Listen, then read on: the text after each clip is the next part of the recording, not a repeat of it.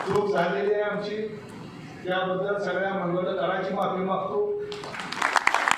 पुन्हा तुम्हाला कोणातरी दावणीला जाऊन वैरण खा म्हणून सांगणार नाही मित्रांनो। लोकसभा निवडणुकांच्या नंतर आता राज्यात विधानसभेची रणधुमाळी सुरू झाली आहे। त्यातच भाजपचे माजी आमदार असलेल्या प्रशांत परिचारक यांनी केलेलं हे विधान।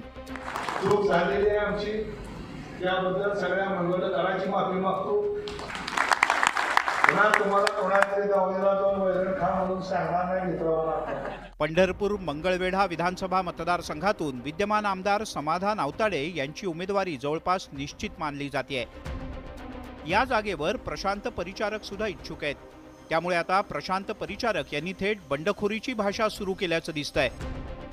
पण हे करतानाच परिचारक यांनी स्वतःच्याच कार्यकर्त्यांना गुराढोराची उपमा दिल्याचा धक्कादायक प्रकार समोर आलाय। चूक झालेली आहे आमची, त्याबद्दल सगळ्या मंगळकरांची माफी मागतो। पुन्हा तुम्हाला कोणातरी दावणीला जाऊन वैरण खा म्हणून सांगणार नाही मित्रांनो।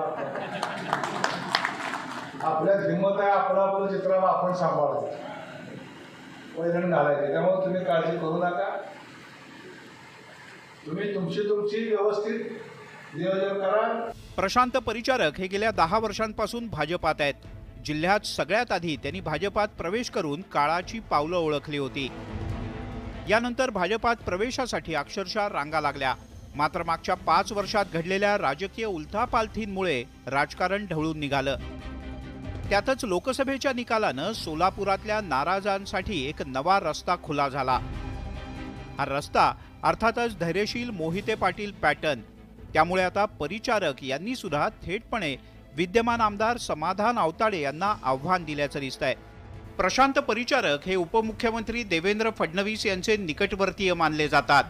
पण आमदार समाधान आवताडे यांची उमेदवारी जवळपास निश्चित असल्यानं परिचारक आता भाजपपासून 4 हात लांब ठेवून वाटचाल करताना दिसतायत।